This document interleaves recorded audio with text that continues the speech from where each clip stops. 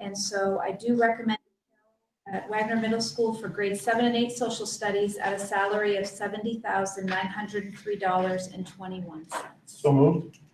Second. Second. Can we, Can I make a motion to approve them all as a slate so we don't have to go through roll call each time? We can. if we've got a motion from Tony, do we have a second? Yeah, if we have a motion and a second on each one, just wait to approve the whole slate, just one of them. has to be- Yeah, let's Like we motion did and in Paul's second each one, last time. right, and then if anybody has one they want to take separately, we can. Sure. Okay, so I will carry on. Yep. And Carol is with us this evening, so I just wanted her to wave to you all so you can see who she is. Hi, Carol. Hi. Okay, next we have Lisa Thayer Herderes from a 0.8 FTE to a full-time nurse at Reedsbrook Middle School. She has been 4 days a week in the past for us. Lisa was hired in October of 2018 at Reedsbrook as a school nurse. She does have several years of experience, and we are welcoming her back at a 5-day-a-week rate for a salary of $66,423.87. So moved. Second. He has moved and Rob has seconded, and we'll come back to that. All right. We do have Brittany Lehman as varsity head volleyball coach at Hampden Academy. She has been our school nurse and, of course, our district wellness coordinator. And we are recommending bringing her on in that formalized varsity role. She has been facilitating that club this past year or so. Stipend for that will be $5,214.27. So moved. Second. Don Holmes has moved and Tony has seconded. I just want to note she has Yeah. given way more than that salary in her time and equipment to that team. It's a great, we're really getting our money's worth. She's had 2 free years, so. Yeah. All right, I'll carry on.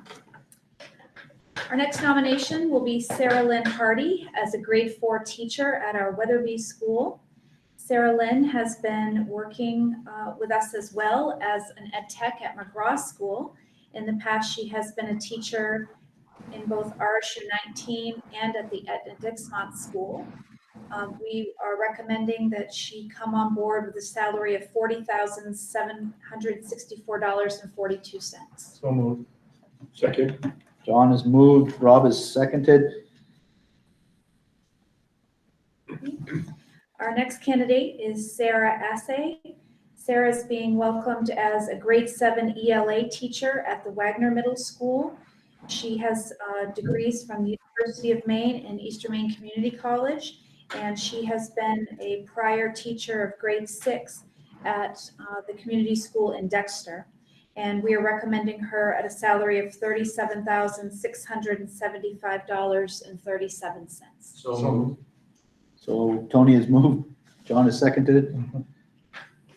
And then our final candidate this evening is Stephanie Massey as a part-time nurse at McGraw School and Weatherby Schools. We would be coming as a 0.8 FTE 4 days a week. And she has had substantial experience, not only in school nursing, but also in different capacities in hospital level nursing. We are recommending that she come on board at a part-time salary of $39,139.13. So moved. Second. John has moved, Rob has seconded. And then our final report will be to discuss and act on Hampden Academy fall and winter sport coaches. And you should have received that slate.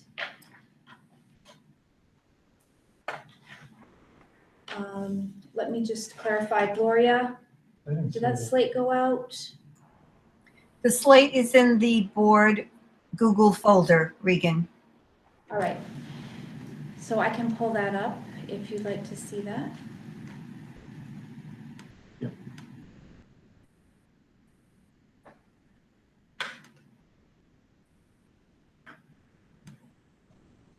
Would you like me to pull that up on the screen, or can you each No. find that in your folders? It should be, I haven't found it yet. So we'd be doing it for all the fall coaches, right? That's right. We have fall and Oh. winter coaches as well, I've got, we got the and the middle schools. school as well. Okay.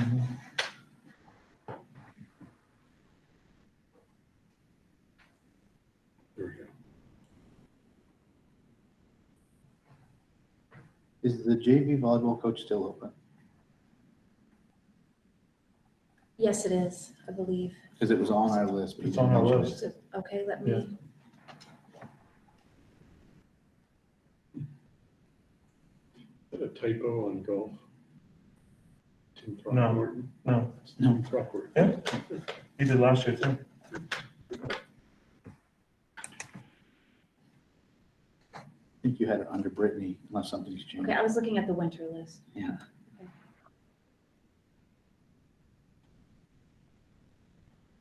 It does show open, or, Yeah, but you had her on, like, It's under on. Brittany's name, when announcements of new employees.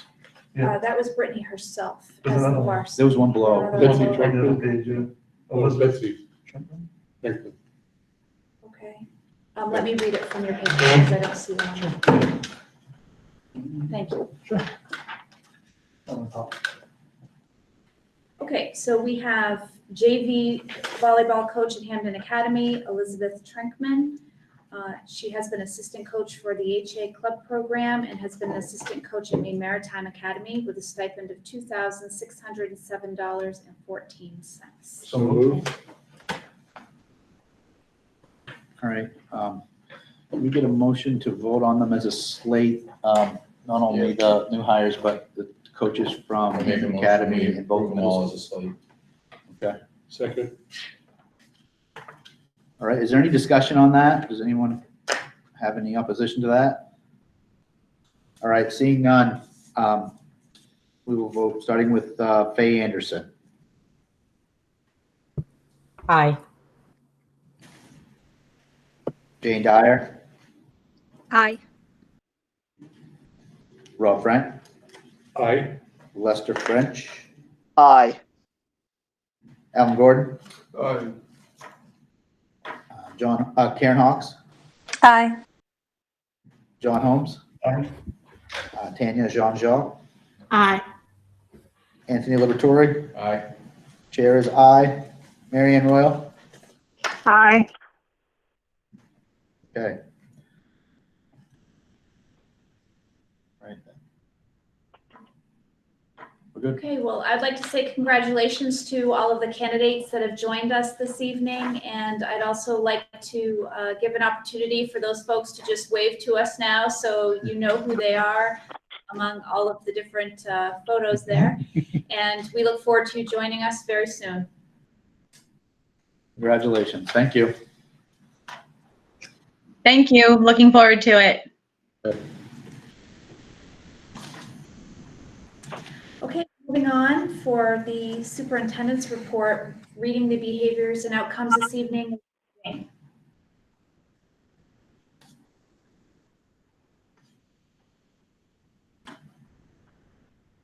Okay. Yep. All right. Education enables all students to learn the skills, acquire the knowledge, and develop the attitudes necessary for them to reach their potential as citizens who can meet the challenges of a changing global society. We believe that all citizens in our communities share the responsibility to educate our children and themselves. We believe that our schools are community support systems and should welcome and encourage all members of our communities to participate. And we believe that our schools will have a supportive and empowering atmosphere for all students and community members. Thank you, Jane. Jane. So the next item I'd like to review is just for us to talk about our new board calendar. So we had come to a decision that we would work off the third Wednesday of each month, with the exception of the months that have school vacations that would likely impact the third week. And also that we would discuss any special meetings that we would need to have beyond one meeting a month. So I do want to let you know that that calendar has come together, and we will be distributing that so that you can have that. And if there are particular weeks that we need to have changes, we will be discussing those ahead of time so we can get those calendared well in advance and make decisions about special meeting occasions that we need to have. I would like to say that coming up in August, certainly I think going into September, there may be a case that we will need a special meeting to evaluate how we have reopened and have time to discuss those many logistics and so forth. But for now, I think we can move forward expecting the one meeting in August and go from there. Are there any questions? We did discuss briefly in last meeting about possibly moving that August meeting up in lieu of decisions that you'll be making. I don't know if the board still has any desire to do that. Anybody? I think it would be a good idea. I think it'd be a great idea. Was that wasn't that a special meeting in addition to the August 19th meeting? Because we would have normal business to do as well, I'm sure, in August. I think you're right, Karen. That's fine, if that's the way we want to do it. Well, we can look at the minutes, but I don't think that was the case. I thought we were just gonna do the one and just move the date.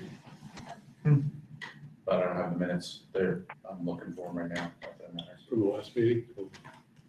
Yeah, I mean, I think that would probably be the bulk of our discussion, whether we had 1 or 2 meetings anyways, probably. So, I mean, I don't have a problem moving that meeting, just moving it up if that's what the board desires. What's the DOE's date? The 5th? 7th. The 7th? Well, that is RSU 22's date is Oh. the 7th to come out with a recommendation for our district. We are expecting some communication next week from DOE. I don't know how directive it will be. So I would say to you that the 7th being a deadline for us, that next week would make sense. Or if you would like to have discussion before we come out with a final recommendation, we certainly could move it earlier to the 5th. Have any discussion from anybody online? Any Well, I opinion? think we have to be realistic, the fact that if we have a special board meeting before the 7th, we're going to have a very large representation from the community, as parents are very anxious to hear what the plan is.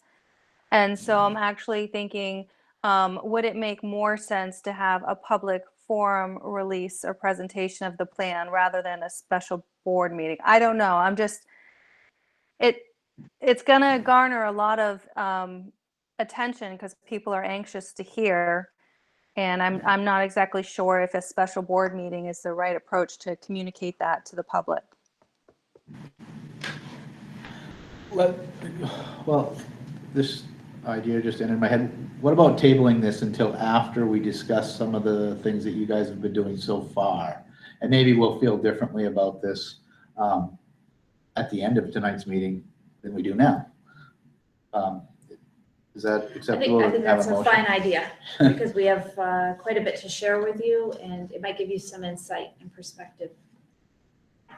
Can Okay. we have a motion to table that until later? I move that we table the discussion on the special meeting forum until later in the meeting today. Okay, we have a I'll motion second from that. last. Was that you, Jane? Yep. Was that you? Okay, and Jane is seconding. Are we gonna have any opposition to that? Anybody opposed to that? Let's go that way. See some time. If we don't have any opposition, I move that passes. We'll come back to this. Please don't let me forget to come back to this. I'll put a big note right here. Okay. All right, at this time, I'd like to formally introduce our Assistant Superintendent of District Development, Christine Boone.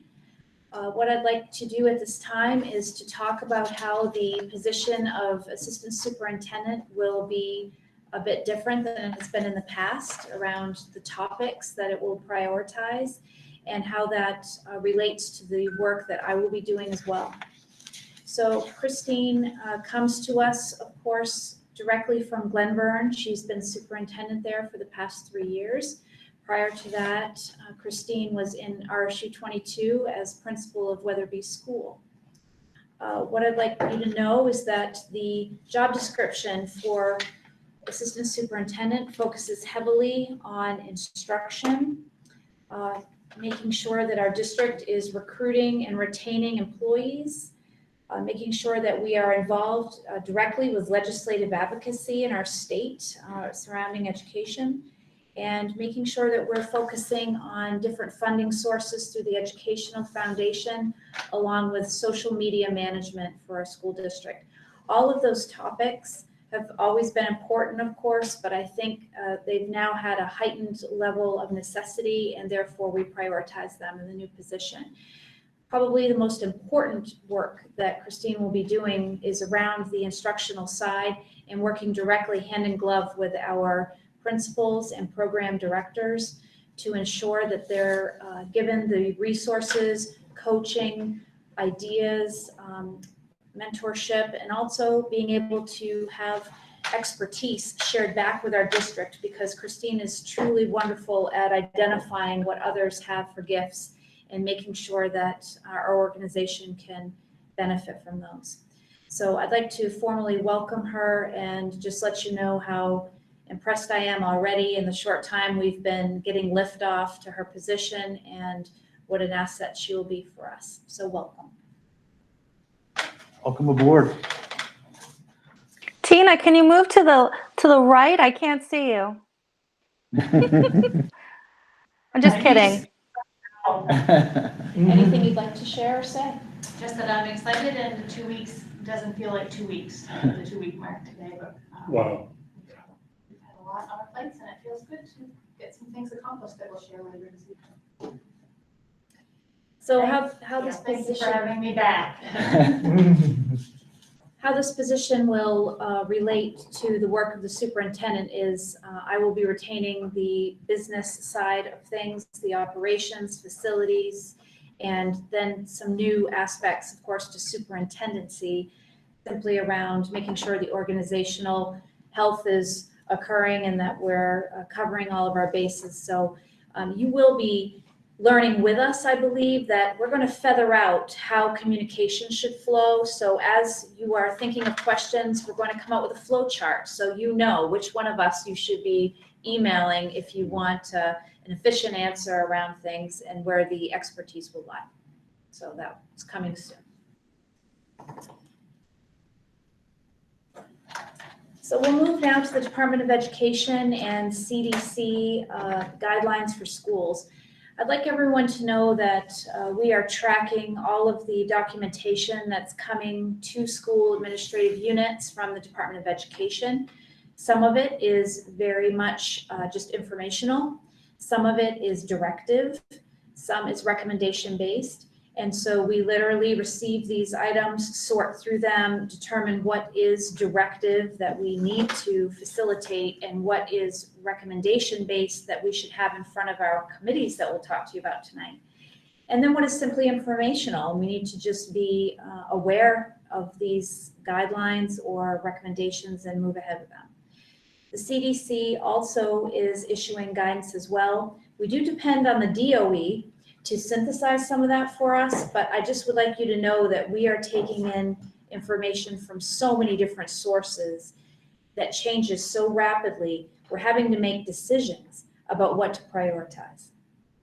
So we have people sending us resources on a regular basis, and some of those we simply have to file as we're going to give it to a certain committee at a certain time. Others we're keeping as a checklist and going through them. So I just want to show you a couple of these documents, present them to you so you can get a feel for what it is we're looking at. There is no way we could go through all of these documents together in a meeting because they're so intensive. Is there anything you'd like to add to that?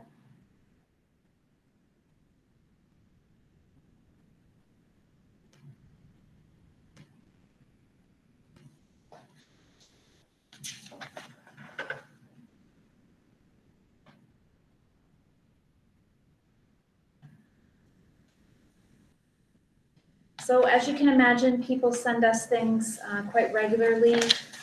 We get different types of links from different articles, whether it be social media or publications of newspapers or TV.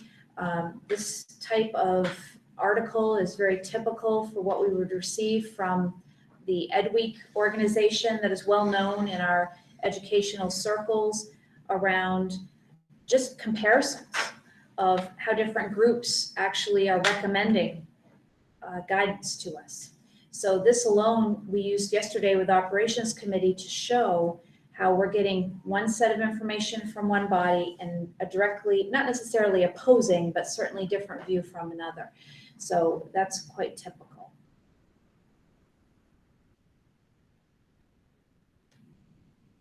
In our operations folder, we keep CDC information. So CDC has crafted an emergency response briefing packet. I think this one is 70 pages long. So they're very intense documents at times, and we try to keep track as best we can of each of the sections as we move through topics. The NEA has also been a resource for us. So this is the National Education Association. They have guidance documents as well. This one's about 40 pages. Similar topics in all of these, but sometimes the emphasis is different.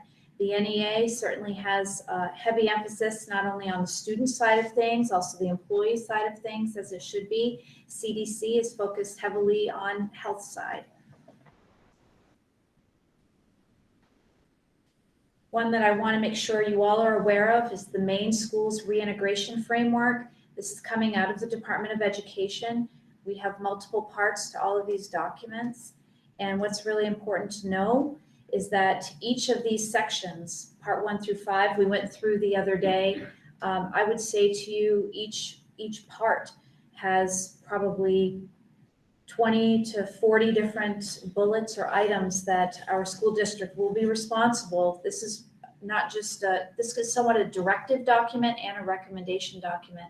We'll be responsible to reporting back to you. So please remember, the school board is the approval body. So any recommendations that we are making will be coming to you for approval. We cannot just launch these approaches without you giving the thumbs up. Is that also not true of any CDC or DOE guidelines as well? The school board is the authority. We have to acknowledge or roll them in as in forms of policy or guidelines. Is that correct? Or is there a different channel for overarching federal or state regulations with respect to school board authority? Certainly that I would believe through state statute, there would be certain requirements that they might utilize to push a certain recommendation that they have and be directive. So they'd say in order to align with a certain state statute that already exists.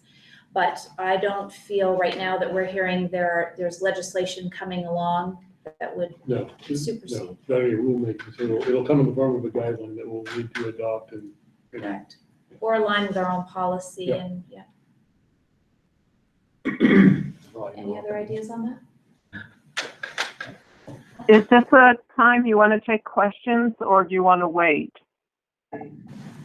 I'm fine with taking questions.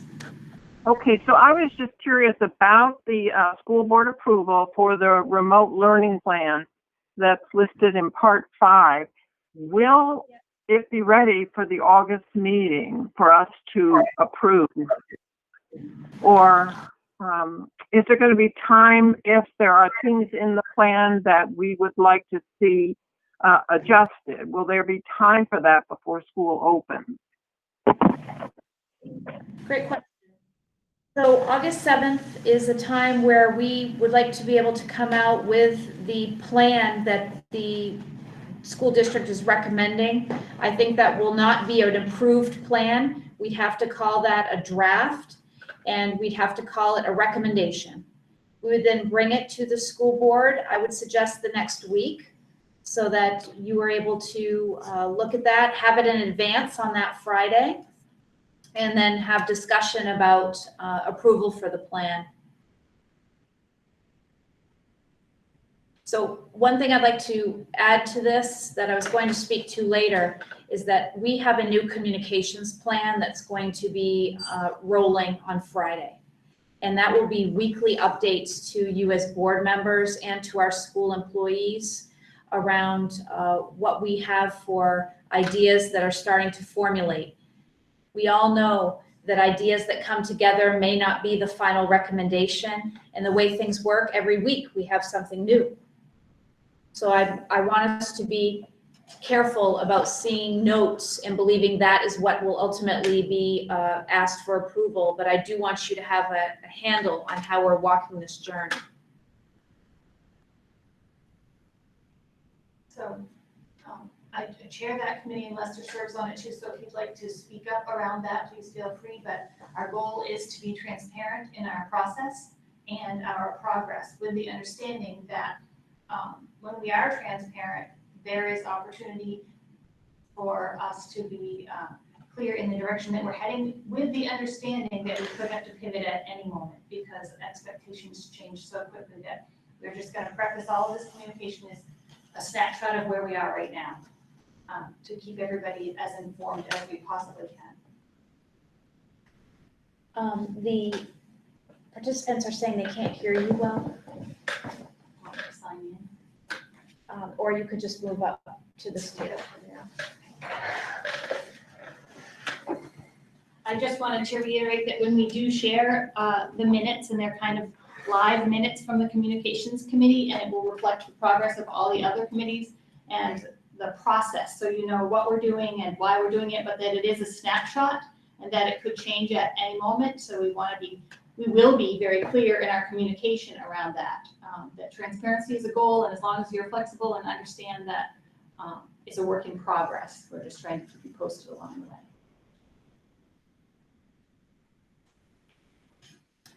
But did I miss anything, Lester? No, I think that covered it pretty succinctly for what we have right now, Tina. Okay. Is there any other questions? Is anybody in the chat or anything have any questions about None at this time. reopening committees? And I assume we're gonna take a deeper dive into what that might look like shortly. Yes, so let's move right on to that.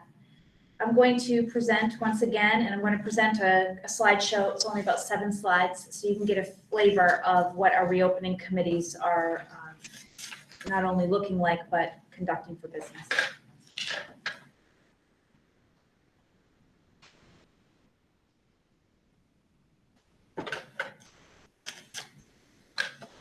So our reopening committee work has gotten down to business, and I want to let you know how we're moving along. And Christine will add in as well here, for she is chairing 2 of the committees, and I am chairing 2 of the committees. The purpose of our committees is to have a shared leadership model.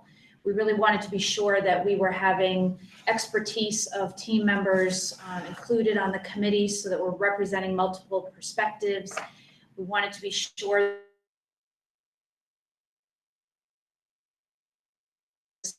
topics are all of these titles. The committee members essentially have a job to research, plan, and execute recommendations.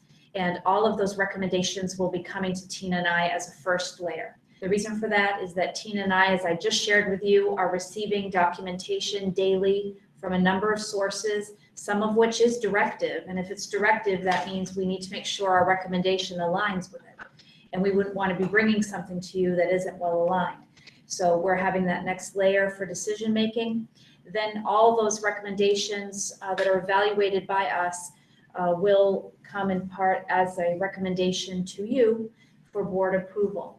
And we're hoping to have that to you in your Friday afternoon packet for August 7th. I'd like you to know, though, that each of the committees has been tasked with using different lenses to have perspective on things. One of the most important lenses that we're asking for is the equity lens. Because one thing we learned when we went to remote learning is that different families were having entirely different experiences simply because of what they might have had available, internet accessibility, the student's approach and type of learning style, the different types of schedule the child had. And we need to be sure we're paying very close attention to that at all times. Secondly is feasibility. There are so many ideas out there right now. You're all hearing them as well as we are. And some of them have a feasibility level that is quite high. Some of them have one that is very idealistic, and we want to be sure what we're bringing to you is sustainable. There's nothing that we can feel is worse than having students really think they're getting in a rhythm and just have to say, we can't keep this up. And there is a risk in that period with COVID, and we all know that. Then we know we need to have a reevaluation loop, that no decision that we make is in stone forever based on what happens next. And we need to be ready in our committees to provide that reevaluation of any decision that we do float in the school district. Areas of focus for our committees, you've seen this before. We have instruction, operations, communication, and resources. We do have membership for each of these 4 committees, and we are scheduled for each of them. And we'll talk to you about the committees that have already had meetings thus far. The membership. One goal that we've had in our membership across committees in our district is having them be a manageable committee size.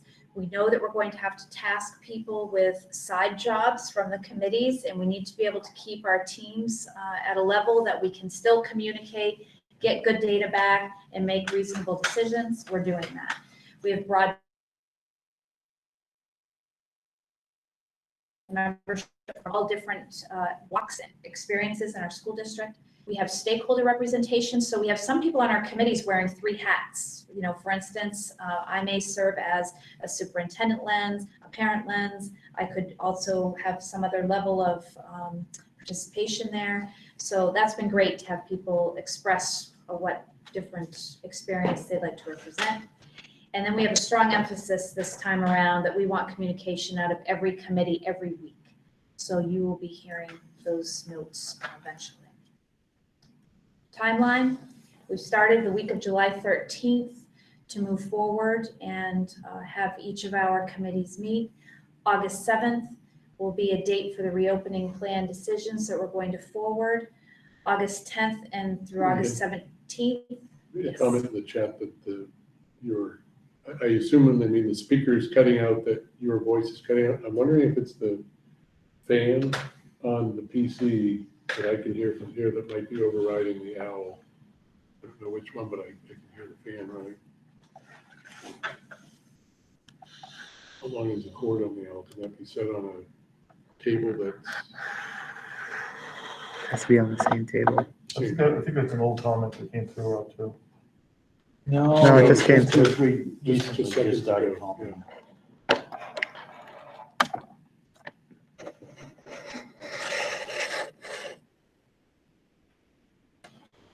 So we'll try again, and thank you for chatting in if my voice continues to break up, and I will. This is part of our remote learning technology that we're actually testing out, isn't it? Correct. I actually should have prefaced the meeting tonight by saying we are trying new technology, and we do know that there might be glitches, and we need to hear from you what your experience is out there remote.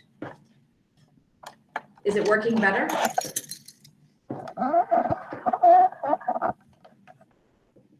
Better, yeah. All right. Yeah, so Regan, you just dropped out a couple of times for about 20 seconds, 15 to 20 seconds. It wasn't anything sustained. Okay. It's quite a while ago. All right, then I'll carry on. So we are hoping that August 10th and the 17th weeks are implementation phase weeks. And this is back to Marianne's question that we need to have board approval before we are truly floating ideas in stone. So it will be important that we do have a meeting that's timed so we can get forward movement on what you do approve. August 24th will be the employee service week, and we'll have our teachers and staff all back together working in whatever fashion our model decides. So we need to be ready for that liftoff. And then September 1st, we're really hoping that students will be back with us. Committee schedules. Typically, the committees are meeting twice a week for 90 minutes or at least check-in meetings. We have assignments for our committee members on the days off from those committee meetings, and we have work that we relate to very specific prioritized topics. So a couple of examples that we would give. I'll let Tina give a couple examples from her committees, and then I'll talk about operations. From the instruction steering committee, a good example would be that we got feedback from the parent survey around the number of logins that students had to maintain and how confusing that was when you had multiple children at home. So based on that feedback, we recognize that we need to limit the number of platforms that are used. The committee will break into pre-K through 2, 3 through 5, and 6 through 8 to survey teachers so that we can prioritize the most effective online platforms that we could use to really narrow our focus. So we're not having kids interface with 5, 6, 7 web-based learning opportunities. We will have a recommendation of a K2 model learning platform for Seesaw because we have enough information to make that informed decision. But the homework and the takeaway would be then to see what other websites would be used to embed in Seesaw so that we narrow the focus in households of websites that they have to interact with and teach students. If we were face-to-face, one of the first initiatives that we would do would be to teach students how to use those websites, how to navigate within them, beyond logging in, just becoming familiar with them. So we're working on that until the end of this week, and instruction meets again Friday. For communications, sure. We meet again next Monday morning, but in the interim, we have a collective Google document. We have a lot of expertise in that committee and instruction as well. I feel like we're well positioned to collaborate at high levels because of technology. And so the homework there is breaking it down into different statements, impact statements of what we want to communicate and how we want to communicate it. And we polish it all together. Everybody else can go in and edit, make suggestions, make corrections. And that was our homework from communications, because Friday we do expect, as Regan explained, to be able to get a publication out to you that's comprehensive regarding the progress of each of the 4 subcommittees and possible next steps. So in operations, our homework from the committee was to deploy different subgroups to schools and set up different mock-ups of socially distanced classrooms. So we have, I think, 4 teams deployed in all different buildings, including going to visit Newburgh, so that we can not only set up different configurations, but also look for space that would be available that has not typically been used in these buildings for instructional space. So we're doing that deep dive, and we meet again on Tuesday. We also will be having the first meeting of our resources committee, which will be looking at the budget, any shifts that need to be made, and funding. But we will be looking heavily also around employee concerns and availability of staff to return, and if there are issues with documented health issues that might prevent someone from returning. So as you can tell, a lot going on first week. What have you found for a capacity assessment of each classroom? Is it about 50% based on the ability to physically distance? I don't have the information back yet. Today was the first day people were out in the buildings. I do know that we had some people write to me. They didn't give me that type of information, but that they have thought of new configurations to put into play because of what they did see. So I know with our business clientele, we're seeing on average about a 50% capacity of office space without buying all new furniture, by just alternating space, which seems to align pretty well with work remote, work in the office, and then people floating back and forth. It's about a 50% population. Again, that doesn't necessarily overlay well with an equity standpoint for remote versus in-school learners. However, a room like this could take the place of a much smaller classroom and still allow the whole class to assemble. It means then that the library might be off limits until after hours, which to me is an easy decision to make if it allows in-class learning or things like that. And are we able to look at all the spaces in the school and maximize how we can keep those, just like Nate specifically measured out our 6-foot spacing here tonight so we could remove masks and hopefully be heard. That would be important, I think, for equity.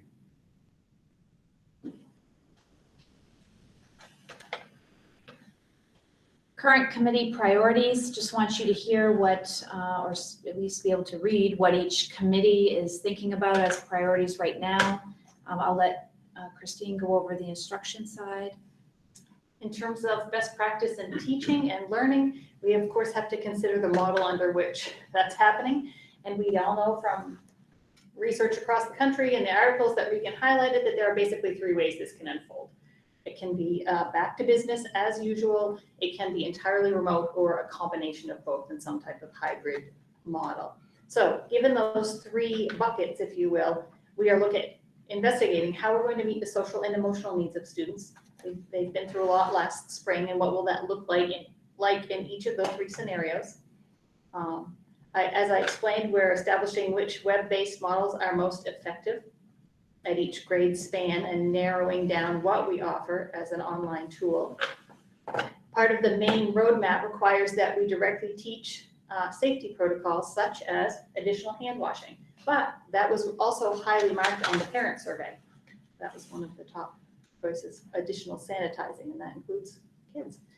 And another example would be further analyzing individual student needs, like building rapport. When you first get back face-to-face, if we can use that time to connect with kids, then we're gonna better find out if there are equity issues that don't present themselves at first, because kids have to trust their teachers and build those relationships, and that's how we find out best practice in that model.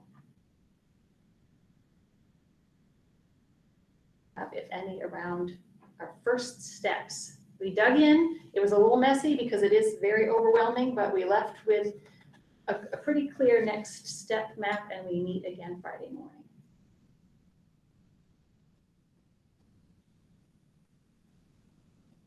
Is there any questions for board members online?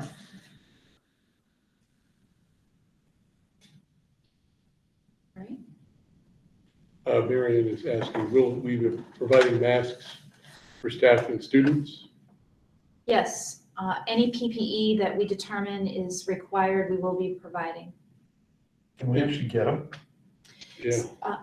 Well, right now we are certainly talking with a local provider who we're hopeful can provide to us. We also are being literally bombarded with different vendors that are interested in comparing prices and so forth. I do think we'll be able to get face coverings.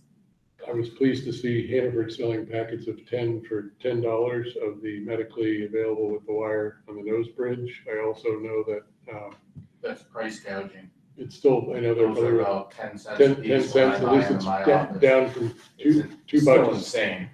Should be criminal. Yeah, right. Also, shields versus masks for folks that, like myself, that have glasses that fog up. And also the effectiveness of the acrylic desk shields. If what we're really concerned about is transmission of water droplet from a mask, because we know that unless it's N95, that's really all it's doing. Can we look at those different methods as a way to, in addition to physical distancing, making sure that the once seated kids can sort of practice school as close to normal as possible to the extent that they're comfortable or able to do it. If they can't, we know they're not going to, they will be tough to adhere to some of those things. So to make it succeed, I think we have to make sure that it's nearly foolproof in how we set it up.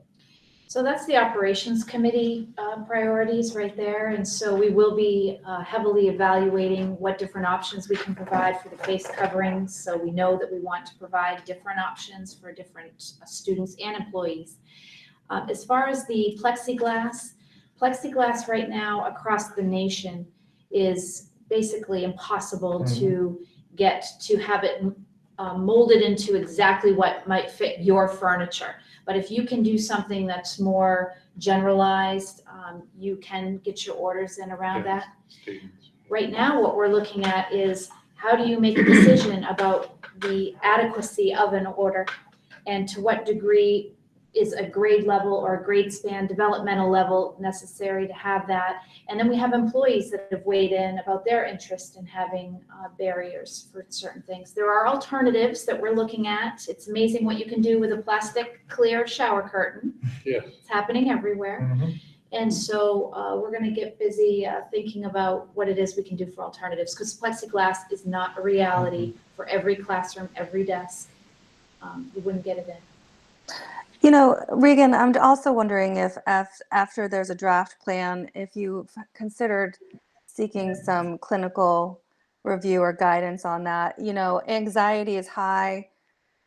Employees, parents, there's going to be requests for things that really aren't clinically, you know, evidence to provide any real significant protection. And so I'd hate for us to respond to all of those anxieties without really seeking some clinical guidance on that. Thank you for that. Part of the recommendation coming from the DOE is that our plans, any recommendations before they come to you as a school board, go through our district pediatrician. Great. And so we will be doing that. All right, I'm just going to go through these. Communication has priorities as well, and that's back to you.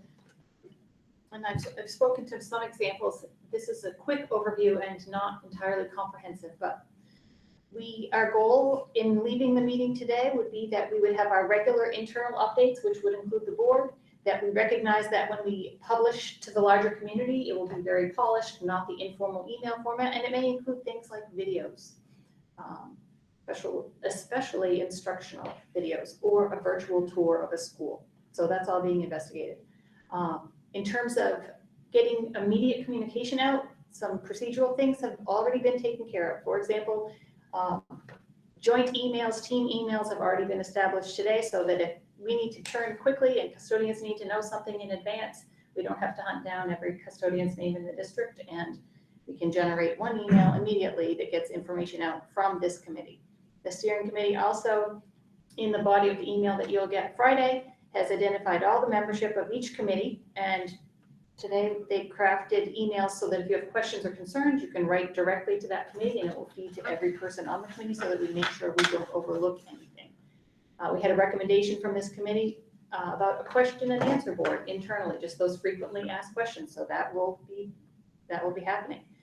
We have a new app that's coming out. We have previously used School Messenger, and Facebook pages have all been used in addition to the websites. But what they will do in a systemic way is stream everybody to the same source so that people get the same information at the same time. So they might get a notification a different way, but they'll all be directed to the same source of information so that it's consistent.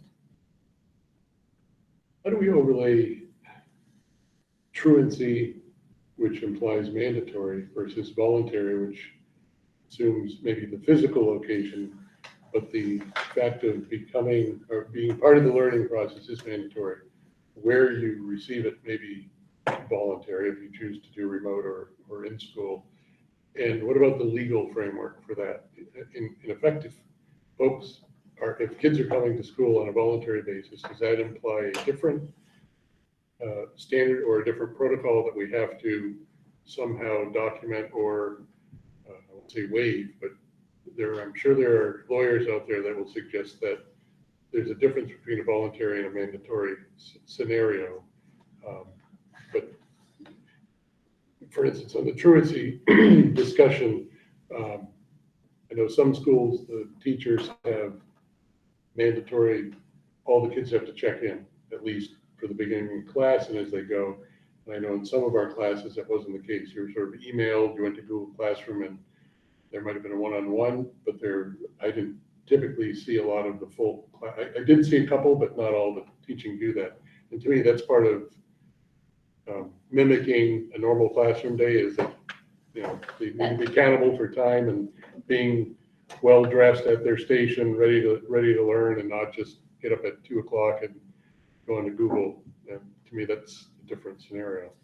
So attendance is a critical emphasized point from the Department of Education expectations for the plan that will come to you. That sits in Christine's instructional committee. And so they will be discussing what attendance looks like on many levels, about attendance, just whether you are learning or not learning that day, what degree the teacher will have aspects to make decisions around how they expect you to come.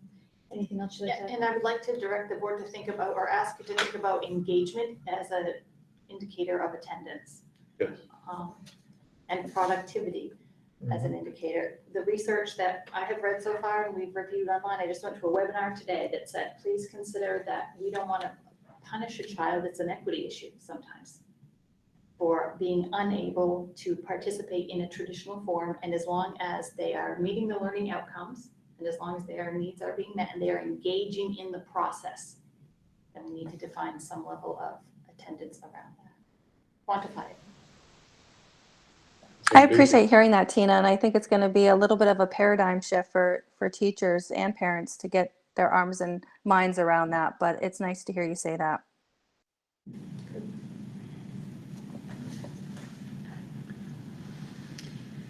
So the resources committee, this is where we'll be discussing the budget shifts that will happen, the funding sources that we need to be capturing, for instance, the CARES Act. I'm sure you've all heard about that. We'll be talking about that in this committee. We also know there are other avenues we could be going for resourcing. We need to make sure that the school board approval pathway is very clear. And so we will have, we do have board representation on all these committees, by the way. We have chairs of aligned committees on our steering committees. Employee return, there will be a survey for employees around their intentions, what documented health issues they may have, questions they may have, of course. So this committee will be in charge of making sure that gets lifted off, making sure we review contracts that we have right now and are finding any impacts and reviewing those. And then adult education will also be housed in this committee. And while right now we don't see a significant need to turn our attention there, we will be eventually, because we want to make sure that program is sustained. So that's the end of our slideshow, just to give you an idea of what's been happening. I am going to switch to a different broadcast to share some parent survey information with you. So while I'm making that shift, please ask questions or get clarifying questions answered. And Faye has a question. Okay, great. Hi, Faye. Hi, I'm just curious to see, at some point, I'm assuming one of the committees, probably instruction, I don't know, is going to also look at student return in the fall. My guess is some parents are considering perhaps alternate means of education versus the district means. And when would that occur? So that's a perfect segue into us sharing our parent survey. Right. So I'm going to pull that right up for us. Were you prompted, Faye? That was too coincidental. I'm glad I could just kind of move us right into this. I appreciate it. You created that survey, right? Oh, and I believe, Mary Ann, you have another follow-up question? I do have a question. I really didn't hear Christine as well as I wish I could have when she was talking about levels of engagement and looking at a variety of ways of assessing that. So I just am hoping that the committee, the steering committee, will actually be identifying maybe a rubric that teachers will use so that we can get some real data that's valid. So teachers are all using the same kind of rubric for assessing student engagement. To be honest, we have not talked about that yet. We've had one meeting so far, and we had the roadmap that had a lot of required and recommended things, and we went through and prioritized those. And so that didn't make it through the first meeting, and it's not on the agenda for the second meeting. So I don't want to speak for the group, but I will make note of that and represent that back to them for you. It does make sense that we would be consistent in how we assess engagement, so. Well, and as a parent, as a parent who sometimes is the one who's assessing engagement, or at least participation, to me, the Google Classroom is both for in-classroom instruction and assignment as well. It worked very well for remote as far as tracking things. I can say, as a parent, my wife and I learned a lot about it that we really weren't fully up to speed on. I know there were some guide documents much earlier in the school year, but it was different when it was your child learning in school and coming home. It was really just checking up, not being really the sole source. Do you know if Classroom has sort of a family, like an iPhone cloud, where you can basically, if you have 3 or 4 kids, could you have the parent have the ability to say, I want to kind of see the whole dashboard instead of logging on 4 different times, or is that getting into student privacy issues. Doesn't have that. Doesn't have that, does it? They're all in classrooms. Yeah. By codes, and you can join a classroom, or a teacher can invite you in to receive updates if you want on your son or daughter's progress. But not a one-stop login and then all the classes there. So maybe a cheat sheet, and I hate to put the burden on IT, but that's usually where it falls with the login and all that, or at least a way to run down through here the basics of how to get there and write these key things down. And, it'd be basically for multiple children tracking, it would be easier to have a portal or a way for a parent to do that. So sorry, Mary Ann, the Google Classroom doesn't have a way right now where you can essentially log in with one account and have access to all the classes if you have multiple children. You can get them from one, but not more than one. Yeah. That's a limitation of the program. You can sign up for reports, which can all be kind of centralized to one email, but not a login that can allow you to switch between students and classes. And I saw someone comment on parent teaching of Google Classroom, maybe another adult ed class for parents on Google Classroom. I'd be sure to attend that again. Faye had a question, is C or bus represented on any of the committees from a transportation piece? Yes. Yes. Our site manager for Hampden, Dustin, is on the operations committee. Great. And we met with Steer Bus on Monday. Okay, I'm going to transition again to present to everyone. And we had our back to school parent survey, and we had 850 responses to the survey. So what I'm going to do is walk you through the results so that you can get a firsthand glance at what we're being asked to consider. So we had the town of primary residence requested from our respondents, and that's because we wanted to be sure that we were seeing the people that were living outside of RSU 22 being a part of this discussion for tuition students, and also to be sure that we were getting a representative sample from each of our towns that would be adequate to be a representative number. And I'm happy to say to you that Christine and I have gone through and looked at what reasonable response rates are for surveys, and we have exceeded those with this, so we're very happy. And it looks like the pie breaks down about to the population of the town, so that's pretty uniform. Yeah. Can you, Faye was asking, can you enlarge the document at all in there? Sure, I think I can.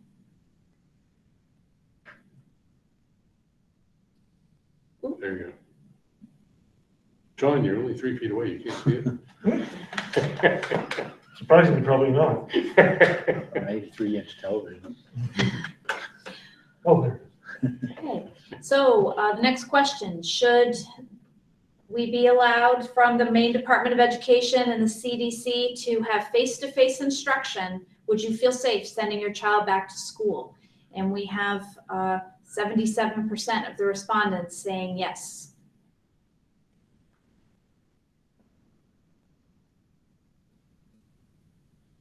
If you feel unsafe returning to physical school and returning to school is an option, would you be considering, and we gave a litany of options people could choose, and people wrote in some things that they wanted us to know.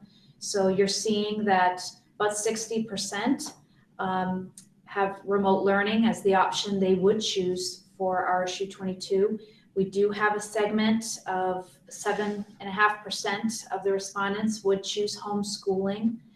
Private school is also on the minds of several respondents to our survey. There were a number of responses, though, that came in saying and emphasizing of, I don't feel unsafe. So this question doesn't apply to me. I remember going through that question, and that was sort of one of the answers that wasn't An option. an option. An other. Right, another. They wrote it in. So if that's the case, and we have 850 responses in total, what's that 59% of folks? What's that represent? Because if that's not representing 850, And we already said that 76% of those 850 felt safe returning to school. So are we only talking about the 25% that are not feeling safe about returning to school? No, I think here, if you look at the remote learning, 504 people answered the question, and I think Okay. a good Okay. number of that 504 want to have face-to-face school. still They're just wanna go to saying, if you school. didn't offer it, Okay. we will participate in remote learning. Okay. Yeah, it was interesting to see the written in emphasis on the opposite of the double negative on the question. And I don't feel unsafe, reiterating, if you add up those pieces of the pie, to Keith's point rather, it's not a majority or a simple minority on some of these. It's quite compelling. Correct. If you move around the circle like this, you School can is the only see- option. I see, It's a yeah. pretty compelling comment, right? Yes. Yeah. All right, we'll keep going here. Now, can you provide transportation for your students? And you see here Wow. that 61% says, yes, all the time, we can do that. Alan, there's proof of your traffic problem from the buildings and grounds right there. 61% will drive them to school. Now, those aren't the only folks that will participate in transportation. There are others that are simply saying, yes, I can do that, but only in the mornings to school or opposite on the way home. And then we have people who are saying to us, well, I can sometimes, but there will be other times I need the bus. And so we really want to focus right now in meeting with Sear Bus on this purple quadrant here that is saying, I really need the school to transport, and those saying occasional. Because when you have something that's occasional, that means random. And that's tough. And we need to plan that there's, Right. Just count on them being. Sure. Well, what it also tells me inversely is that for the parent drop-off, if that actually pushes it even further, I don't know if this is matching the current number that we already experienced or if it's going to be higher. We definitely need to have a more efficient look at our parent drop-off scenario from where the bus is. And we've been talking about that for years on the interaction, particularly if there's a delay getting in through the lobby for temperature checks and things like that. It's going to be a resource strain. I want to be realistic with everyone. We have no decisions yet, but this is an example of something that might come out in notes, and it is just a journey we're on. It's not a Absolutely. decision, okay? We may have to change the hours that we go to school so we can fit all this in. Sure. We may not see that we have the pure 6 hours of instruction, right? So we're trying to think in operations, how do we see the data, research what that means, and evaluate it reasonably? Do we have a question here, Sedina? I can't see that. If can someone read it to me? Oh, yes. They're just a helpful Lauren. So do we know now the number of students that utilize, or the percentage of students using the bus? Do we know that? We do know it. I don't have that figure tonight, but yes, we do have a list of everyone that uses the bus. And it's more than 12%, and I would guess that it varies from school to school, obviously, because Right. grade spans and which parents want to drive a kid at a certain age, and now they feel more comfortable as the child ages up to get on the bus. Yeah. Or high school kids transporting themselves, right? Right. Yeah, a bus is a good example of where your capacity is probably at best 25%, unless you have, 2 family members that are in one bench and then you get to skip a bench and to get your 6 feet, it's really. Sometimes you need to social distance them anyway. Sometimes they need to be social distance anyway. All right, I'm going to keep us moving. Right. And did Sedina have a comment that should be read out Yes. loud? I just, Yes. could you read it to me? It says, I am concerned that some of the folks saying they could provide private transportation would not, once they see busing is being provided. Yeah. Good point, right? Oh, So right. it's not an insurance policy, so it'll be an interesting walk for us. This is a format error on the survey that a parent pointed out to me about the 3rd day in, thankfully, because if you answered that you could drive your child, you shouldn't have to give your address. So you see not applicable because I made it a required question. So I went in and changed the format of that. So that and our intent was to collect actual physical addresses so that we could provide them to Sear Bus and start to map out some possibilities. So I'm going to just float through to the next question. Okay, so at this time, CDC and the Maine Department of Education require face coverings. So does your child prefer a cloth mask, a face shield, or does your child have a documented health condition that would preclude them from wearing a face covering? And so you see the results here. Certainly a cloth mask is the preferable face covering. I will say to you that I think we haven't had children with much practice having face shields yet. So this is going with what we know and we're comfortable with. But I do think when we get children in school, there will be a different level of wanting to try things out, and everyone will need to get what they think is the best for them. And then employees, we're having the same types of conversations so that we can get that data as well. Yeah, I think from an instructional standpoint, the face shield, which you're seeing a lot more in all the industries now, allows that ever critical facial expression. That's 55% of what people say is what they don't say, it's their face. And if the teachers at all could lean towards the ability to either be able to do something like that so they're not masked, that would be critical. And I'm moving quickly, so if there are questions, please stop me.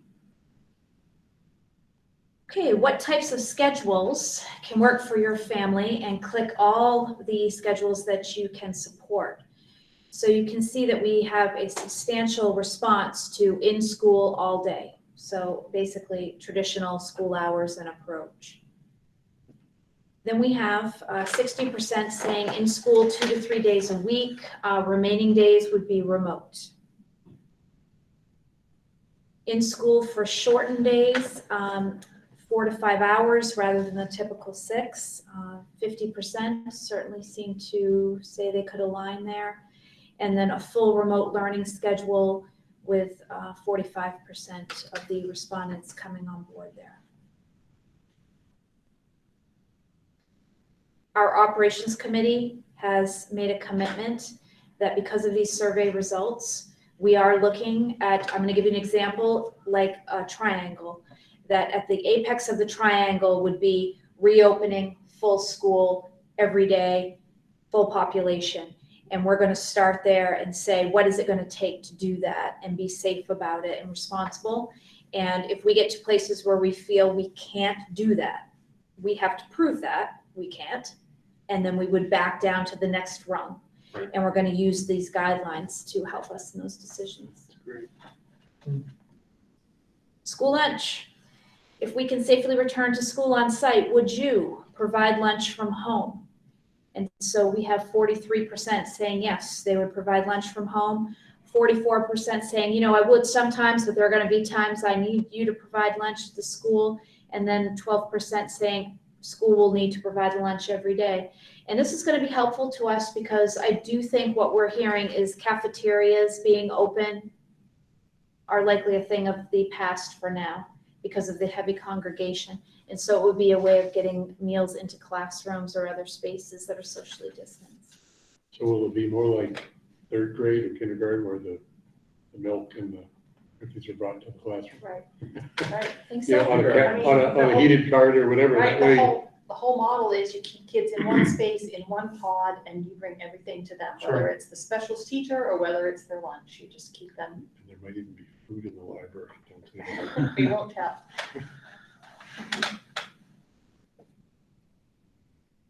Okay, what safety protocols would be non-negotiable for you to feel safe sending your child back to school? And what we see right here is what Christine already talked about as a priority for her committee, and that is additional hand washing and sanitizing. We will be sure that this is taught very specifically. It will not be accident that children learn how to wash their hands and sanitize. Our operations committee is talking about how many stations will it take in a school to facilitate that this happens over and over and over in a day. I think that these have been very indicative of what we should do anyway.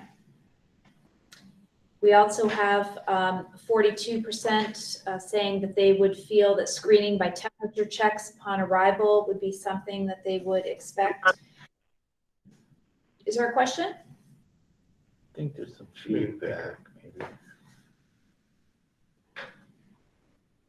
Oh, Mary Ann. Did Mary Ann have a question? Oh, she says, can you clarify? clarify about Yeah. the, Yes, I can. It was really the other slide, the slide back where they were talking about bringing things from home. I have a real concern about that with sanitation. I guess it's just been drummed at me at work that I have to clean customer-facing things all the time. I mean, after each customer uses anything, I really have concerns about children bringing things from home unless we can sanitize them. okay, that's a great point to make. And we will certainly put that on our notes for the operations committee when we talk about the school nutrition program. Or, you know, anything. Kids would be bringing things to school for a number of reasons, so we'll need to think about that. Books back and forth. Right. Just a Supplies. backpack alone. Yeah. Their winter coat. Their clothes that they're wearing. Right. True. I mean, I guess part of what Marion is saying, though, it might really restrict where they can do those things. And it may just be that everything happens at their own desk. They're eating, I mean, and that's like we are here. Once you arrive, and then that gets sanitized. But you're not really seeing a traditional school where the kids really meet and mingle like they did last year. You know. And I think a lot of the data is I think going that's- towards the fact that that's not where the disease is spreading. I agree. You know, so maybe that's something that the committee will look at.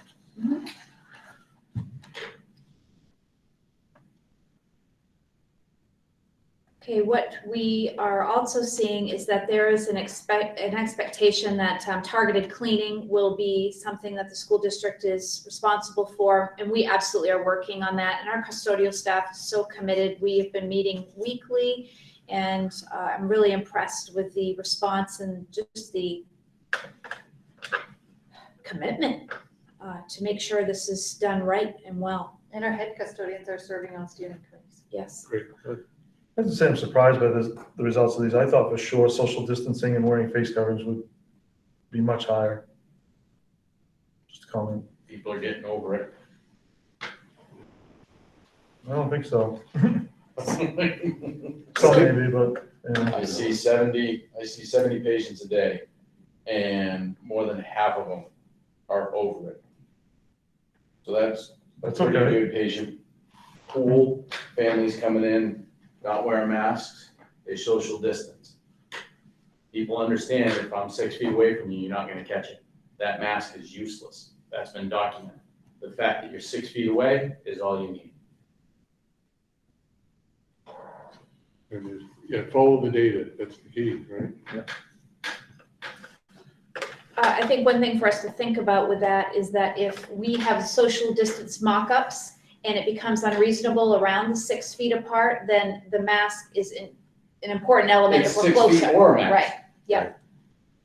Yeah, this comment is one I want to bring to your attention, that nothing is non-negotiable, and it goes on to say, I trust school to make the best decision for my child. And we were really pleased to see this, that there is trust out of the community that we are being serious about the decisions we're making and thoughtful. So we certainly appreciate the community's trust, and we'll hold that in earnest.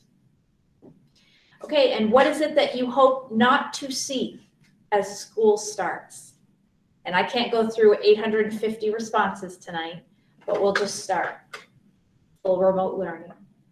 Full remote learning, cannot do remote learning. I hope not to see remote learning as the majority of the experience. Face coverings, increased positives, mixed day scheduling. I hope to see people not follow the recommendations. Teachers can't hide behind plexiglass. I'm just going to start scrolling more quickly, and you can kind of glance at these. For everyone that we see that says one direction, and not going full remote learning was a trend. We certainly saw that. But when you get into the other comments, we start to see that there's concern that things may be ignored, or here's one, shaming of different perspectives, that we will lose things, teacher interaction, we do have some comments that come about being concerned that we aren't going to be taking it seriously enough and that the safety of the students needs to be first and foremost and so forth. So we're actually using these with our committees. We've shared all of this data with our committees so that we can make sure we are always coming back to what the community is asking us to consider. You know, I saw a couple of comments that too. I think we need to be prepared. Someone said, if we require this, if we require face coverings or something like that, some of the comments said, I would refuse to send my child to school. That's right. Well, that gets back to the voluntary. How do we handle that? versus Mandatory. Well, that's what maybe the owl comes in that we have here tonight. I just want to set the lay of the land. I bet it's obvious to all of us, but these comments show us we are not going to please everyone. Absolutely We not. cannot meet the criteria that everyone has. And when we do have a plan, as Karen was speaking to earlier tonight, when we have a plan come out, there's going to be a lot of voice around that. And we all know it, and we're making the best plan we can. Anything else you'd like to share around it? So communication will be our key, and we'll be making sure you have a lot of it. I hope you feel you've gotten a lot of it tonight, and we just want to be transparent about how we're doing things, but giving our committees the time before they go public to get their work done well. Thank you, Regan. I think it's hard for us to sit here and not come up, oh, we should do this, or what are you going to do with this? Because this is such a work in progress. It's so hard for us to sit here and not wonder what will happen. So I think we're all in the same boat. We all have different perspectives. That's why it's going to have to be a balance of how that all comes together. And there's been some great points brought up tonight that can affect. One thing could affect the outcome of another, and you may have to make a choice. Look, if bring your food from home versus not being able to move about, those kinds of things. So. Okay. So looks like financial report is next. So I'm going to pivot unless there is anyone else with a request for a question to be clarified, or anyone out there. Mary, Regan, just a couple of points that I'm sure your committees are thinking about, but I feel obligated to just chime in. We wouldn't want teachers to feel obligated to report to work if they are feeling ill, and so having a plan for how to address that. What's the plan for communicating a positive COVID-19? Is there monitoring of a student's whereabouts in the building so we can do some contact tracing within the school? And then the final thing that I'll say, and quite frankly, it just left my mind, so I guess I'll leave it at those two until I think of the next thing. Oh, what our exit strategy is if and when there might be an outbreak, and that's something that needs to be mapped out as well. Thank you. I will say to you that the Resources Committee will be looking at the employee side of making sure that there are means for the employee programs and understandings and ways that they will report. And then for the student side of things around contact tracing, that's an Operations Committee element. And we have not made that plan yet. That will be on our docket. And then for the exit strategy, we haven't gotten there to that yet, but we will make sure that's on our list. Did I see Faye have one? My battery just died. You have comments on your end. I think Faye had a question maybe, or a comment. I think there was a couple more there. Yeah, my question was simply, I noticed as we were scrolling through some of the parent responses, was the before and after school programs. Have we started talking, when will they be brought into the mix of all of this? Or will they be? So they will be on the Operations Committee side. We have not started communication with them about our plan. We're just simply making the school-based reopening plan. And once we have a feel for what that will look like and what space we would have available to help facilitate programming, or we would recognize we're going to have a need for a certain type of programming that might even be new if we have a mixed schedule. we will be reaching out to them to become involved with us. Someone else had a question about sports for middle school, music classes, band and choir. So as far as sports goes, we have not had that communication yet around exactly what type of plan we would have for sports, because we're trying to get the instruction and the school-based side set. And then for music and band, we consider those to be classes at the high school level that are primary scheduled classes. And so whatever we recommend for the model, we would be inclusive of those. As far as other grade levels with music, they're considered specials at elementary. And so we will be talking in the instructional committee about how specialist classes interact with students, just as we would the regular core classes of academics. Then at the high school level, we also have lab, which is not probably achievable at a home setting. So those may take priority over other classroom if they're sharing a space. Right, I think that will be a discussion to come. The PAC maybe for other than, just special events where they need room to assemble a band or something that might be spaced around, but at least they can coexist. High school sports at least will start before like the August 7th. Yeah, practice is already Yeah, started. so in like cases. some of the sports teams will start the first week in August, right? Well, Or it they're- depends on MPA guidelines. Planning. Well, right, the MPA is saying at this point they can start the first week in August, so our school will have to make a decision prior to that, right? Right. So I think we're waiting right now for the communication that's coming next week. And I don't know how comprehensive that will be, but we're hopeful that we'll get some decisions made. Also recognize we are meeting every week with our regional school districts. And so we're trying to stay in constant contact so that we understand how things are moving in other districts. And we're a large enough size where what we decide also impacts other places. So we're going to keep those lines open. Okay, we're ready to move on to a financial report. I think so.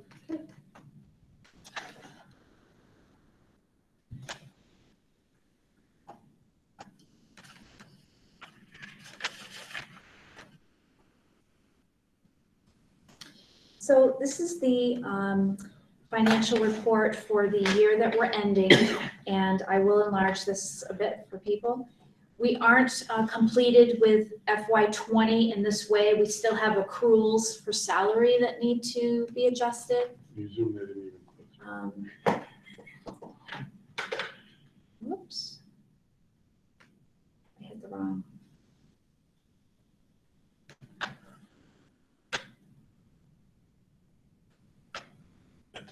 Okay. So what you're seeing here is that we still have summer teacher pay that will be accrued out of Articles 1 and 2, also out of 5. We have pay averaging for educational technicians and other support staff that chose that model to be accrued. But I just wanted you to see a bottom line coming out of the FY20 year that we did see savings, especially in Article 4 around spring sports, transportation that didn't go for field trips and for those sports. We come down here to system administration, that is school board and superintendent central office expenses. We didn't have negotiations expenses this year, and we also did not use all of our legal funding that we had budgeted for. So we see some savings there as well.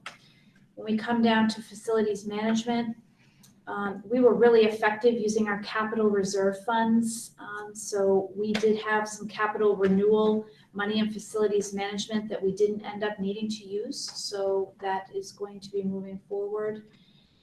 But overall, this year, we will not be making a warrant article transfer as we have in the past, because we were able to stay on the positive side for each article. And we will be ending out a little over 5% of our budget that would be carried forward, Unallocated funds, right? right? And how did that compare to our last estimate, which, by the way, the budget passed overwhelmingly, but that was guided by that prediction? How close was that? Were we at 4.6 before? Yes, it is more than It's a we little had bit more, yeah. Yes, and we're going to finish out those accruals. Then there will be another layer of adjustment to this as well. We'll have audit adjustments that just occur as practice when they come in and start their summer work with us. I have to say though, for a $34 million budget, 5% being carried forward, I think we did a fine job considering we met our match with COVID and expense. Yeah. All right. So I'd also like to go ahead and show you the FY20 board statement. This is the new year, and because the budget just passed today, we did not transfer it yet because we waited for approval before we would transfer into the budget, but we have been tracking expenses that will come out of this year, so I wanted you to see where we are so far. So in regular instruction, we have had one payroll, so you can see there about $500,000 has come out thus far. Special education, this is also payroll related primarily. We do have some instructional supplies that we've ordered already that we know we'll need no matter what our model is. And then we have expenditures from Article 5 because we purchase things ahead, such as assessment tools. All of these things can be used in a remote fashion if need be. So the expenditures made sense early. Then we have payroll expenses coming out of Article 6 and 7. And then we have facilities. We've got summer projects going, wildfire right now. And so anything that started after July 1st or was completed after July 1st, you would see in these lines, unless it was capital reserve aligned. So we shouldn't see any teacher payroll though out of that because of the accrual. The accrual will be still coming out of 2020 until August? Correct. That is right, yes. Yeah. So we are seeing some expenditures out of this. Exactly, it wouldn't be the payroll side of it for teachers or ed techs unless we have expenditures for special ed summer school interactions that we have going on.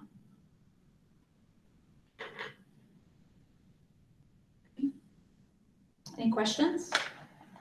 Well, thinking of budget, and I think it was Karen that asked, what happens, a teacher or student comes down with COVID. In my mind, there's a difference between symptomatic and asymptomatic. We probably ought to consider the teacher who may not be able to come to the school, but maybe someone asymptomatic. We have a setup where they could continue to, maybe this is far-fetched, but can continue to teach, but they'd have to do it from their home setting. So they'd have to have the equipment and all that ready to go. We'd have to have sort of a mobile IT piece. And that, as we look at the resource committee in our budgeting, how do we make sure we have enough of these reserve technology pieces to be as flexible as we can? Because there's going to be an ebb and flow of in-person versus remote. And the absentee rate's going to be higher just because folks don't have the ability to, just feeling a little ill means they stay home for the day. Well, and it's right, and I shouldn't just say that, or if they feel uncomfortable coming to school because of some other issue, and we don't want to lose that teaching capacity. So I think we got to be able to think of what we do to be as resilient as possible for those scenarios. So just Heath, in closing about the financial statement, I just want to thank the community for passage of the budget today. Our budget did pass by 68% across all 4 of our communities. We can't say enough about how supportive that is to us making our decisions, to know that that is behind us and that we have the support and the financial means to make some pretty critical moves, especially with the reserve funds. That is excellent for us. And thank you to all who came out and either voted at the polls or had those absentee ballots coming in. So appreciate that. And the school budget we had a very unique looking ballot this year. So it was a little different than we'd ever seen at the polling place before. All right, next is our assistant superintendent update, so I'll turn it over to Christine. And I will try to be brief. We would like to thank the leadership team for joining us for our latest professional development. We had 2 days of a leadership retreat led by Dr. Linda Bowie. Regan and I have been working with Dr. Bowie since the beginning of May and outlined some goals. And she brought the tools to the conversation because she has been a school coach. She's been a school principal, a special ed teacher, a university professor. She's worked at the Center for Educational Transformation in Augusta, and she brought several of those resources to the table. She's been a facilitator for the Mitchell Institute around the Team Leadership Collaborative and has been a facilitator for the Maine School Leadership Network. So we felt very fortunate to get her. She does have a lot of expertise and experience, and she just has a very Zen presence, and that's much needed in our environments today. So we had a Zoom meeting prior to the professional development days, and she led us in professional development from the Center for Courage and Renewal. And we talked about open and honest questioning and how we communicate interpersonally and intrapersonally. She focused us on being very reflective in our communication processes.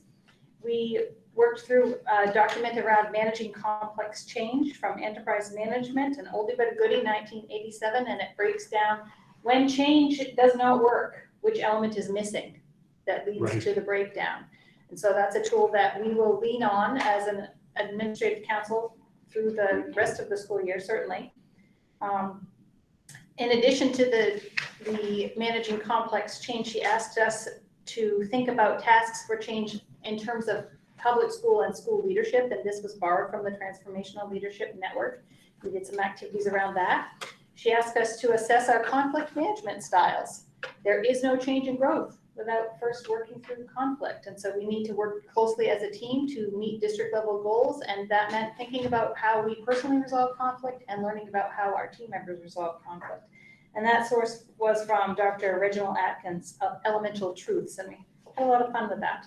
We did revisit Hattie's high yield strategies, educational lingo I'm sure you've heard the last several years through our curriculum office and from our principals, and set some goals around that, district level goals that we will share with you later on in the district, in the year. We have talked about our norms as a leadership team, revisited those, and we are not changing those norms.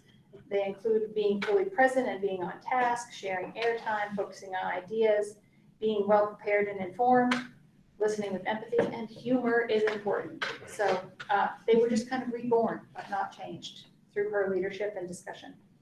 And the last documents that I'd like to share are that she taught us a lot, and we discussed at length, different levels of growth around whether you're comfortable, whether in that circle of risk, or whether you are in what this model from the School Reform Initiative perceives as the danger zone, and how to work back into that risk zone, because that's the optimal model. It's the most fertile place for learning. So as leaders, we want to live in that risk zone. And we did several activities that got us practicing doing that. And then at the end, we reflected on our cycle of improvement using a template from the Acadia Hospital, but it is borrowed from lots of other models. And we all wrote a commitment to each other as a leadership team and to the district. And then on the back, we turned it over and discussed how we were going to bring that commitment to life. So we felt like it was time well spent, very productive, and I wanted to thank the leadership team for actively participating in that. It was a good start. Dr. Bowie will come back at least once and revisit what she taught us over that 2-day period and make sure that we're living up to our commitments. Great.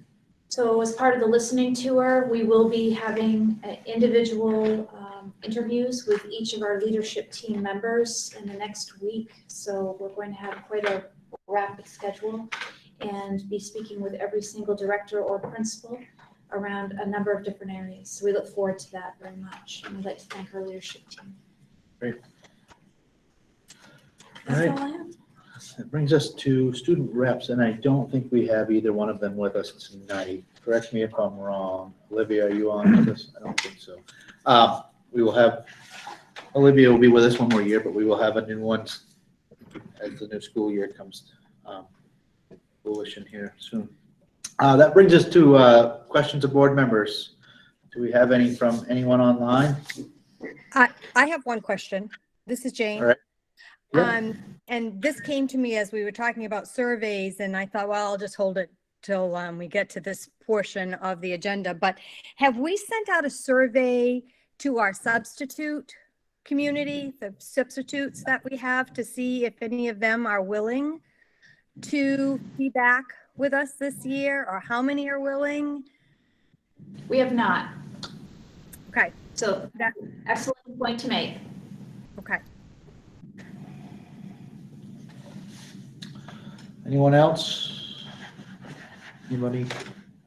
I just want to add to Jane's question that we have discussed the possibility that that pool might be, for many reasons, more shallow than it normally is, and we've investigated how we could be recruiting additional substitutes. And with one thing that came forward was that with a lot of students home from college, we were hopeful that we might be able to access a pool of substitute candidates that we wouldn't otherwise have. So if they have remote learning at the university, maybe they can do their classes at night and come teach for us in the day. So it is a topic of discussion, and we will have to gather more specifics.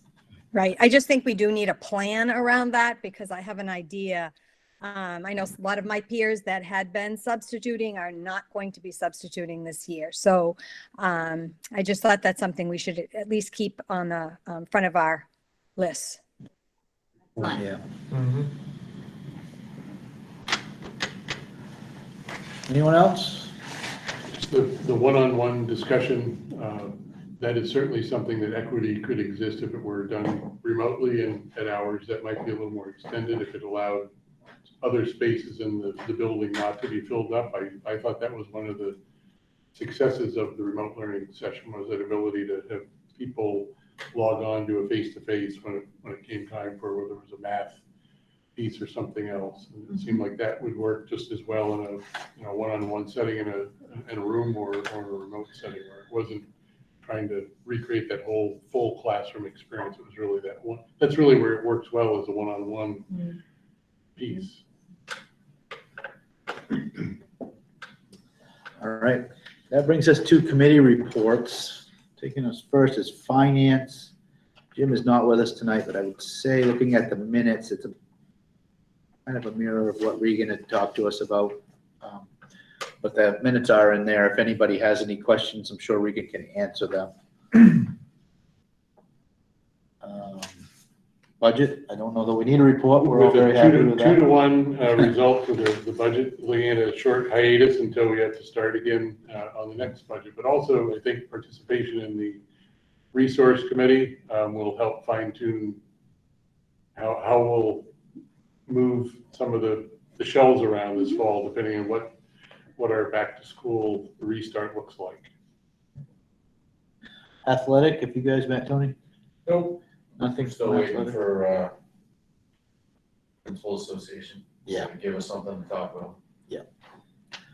Building committee? Yeah, we met on June 19th, and I'd say there's highly detailed minutes. Yep. In the package. All right, I'm good with that. Negotiations, there won't be any report tonight. Education? We didn't meet. We'll meet in August. Okay. Policy, John, have you got anything other than the exhibits? We've met twice. Both the minutes are in the packet, and we'll have 2 policies to discuss tonight. All right. UTC? Haven't met. Nothing. Behavioral review, it's you, right? No, that's Mary Ann. Yeah. We met, you have the minutes, and we'll be meeting tomorrow to do the middle school handbook. Review those. Okay. Education Foundation, I don't know that we have that member, but we have Tina with us now, so maybe next month we'll have a review. All right. Spruce? Is there any meetings that happened? No meeting? Community relations? Is there anything other than what we've talked Nope. about? We met, and minutes are in the packet. They're fairly detailed, so you can review those. and nothing earth-shattering to report. Okay, great. That takes us policy. Okay. So the first one here is for second reading. It's IKAB, Rating and Reporting of Student Progress. We try to get consistent language. We added guardians so that, it all says parents and guardians. Also tweaked the third paragraph. The key change there is we took out the word teachers and put in information instead. I think pretty much everything else is still the same from the first reading. So with that, I move for second reading and adoption of policy IKAB. So moved. Tony has moved, John has moved, Tony has seconded, right? Is the second policy, is that a second reading also? It is not. It is, okay, so we'll vote on this. It's just a comment I'm gonna make about it. Okay, we're gonna vote on this one, starting with Faye Anderson. Aye. Jane Dyer, Aye. Rob Frank, Aye. Lester French, Aye. Alan Gordon, Aye. Karen Hawks, Aye. John Holmes, Aye. Tanya Jean-Jacques, Aye. Anthony Liberatore, Aye. chair is aye. Marianne Royal? Aye. Okay, so that is unanimous. The next one is just to mention that the policy committee recommended removing policy JO, which is employment of students, which is already covered in state statute. So as we know, you don't need policy if it's a state statute. So our recommendation was to remove that, and that's what we're going to do. We need to vote on that, or? I don't think so. No, we've done that before. Okay, good. Keith, I apologize, but it was my error. We had decided to add the Equity and Education Committee to committee reports. Oh, okay. And just to start on the list because I didn't. I knew that also, I should have. That's okay. Yeah. So I wanted to give Tanya an opportunity to speak to that committee meeting that we held. Yes, thank you for bringing that up. Tanya, Would you like to share, Speak on Tanya, that. or would you prefer me to? Yes, I wasn't ready for this, so I'll do it next time. Could you share? Sure, yeah. So our Equity and Education Committee has been meeting this summer. Last meeting, we had quite an extensive meeting to talk about membership, and we are going to be inviting 4 members onto the committee. We're going to be having Tanya come onto the committee, along with Susan Tito, principal at Reedsbrook Middle School. She's doing doctoral work in equity and diversity, so she'll be assisting with the equity audit. Christine will be coming on as assistant superintendent. And then we also have a new parent named Christine Pete.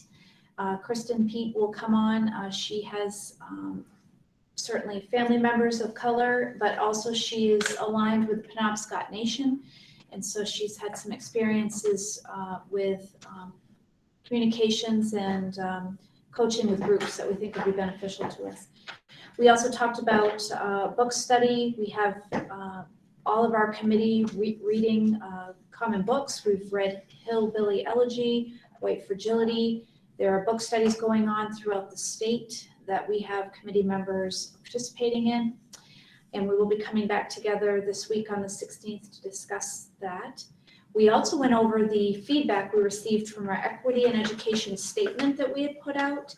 And we looked at feedback that was both positive and negative, and talked about ways that in the future we can communicate to make sure that the Equity and Education Committee is represented, as well as perspectives from the district.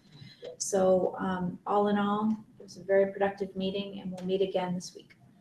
Yes. Well, I'll be part of the meeting tomorrow, so it's gonna be my first meeting ever. So I just, the next time I'll know more about it.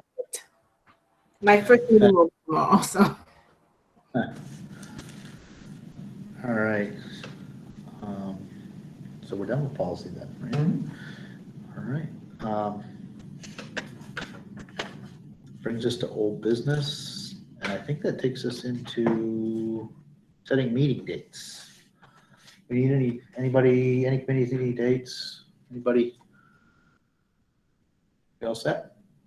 We have many meetings on Many meetings. our docket, so we're fine. We're good? Athletic committee, I think we will need to have one soon, but we'll wait to get word when that will be. Is this the time that we should discuss when we meet again? Yes. Yes, Just gonna say because that. we have to do that before we go into executive session, so Right, thank you. segue Bring that up. the back to school meeting. I would have seen that in a second. It was my next little mark. I have it marked all over the place. So let's discuss our meeting in August. Any discussion around that? It sounds like we could, I had my calendar up here, we could possibly meet, that would make it, the next week Would be the 12th. would be the 12th. And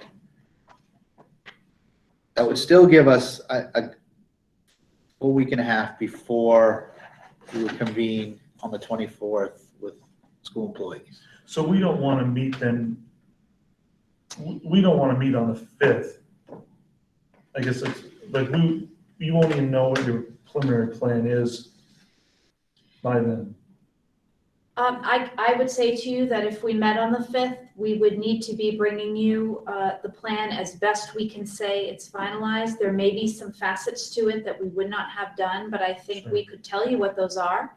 And you could be approving what you feel is reasonable and well explained. And then we could ask for some level of latitude so that we could be making some additions or revisions to the plan.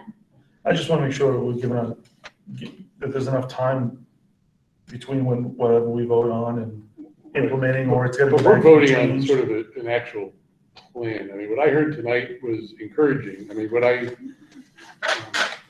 juxtaposed with the parent survey, it was nice to see that the majority are expecting or anticipating that we would come back in a physical school setting of some kind, maybe schedule adjustments and that. So I wonder if before we have that meeting, we share the results of the parent survey and say, you know, we are working towards a plan that will include, you know, getting back, barring any other overriding mandates that say we can't. The school board is anticipating that school will return to session in some fashion, physically, and some remote learning.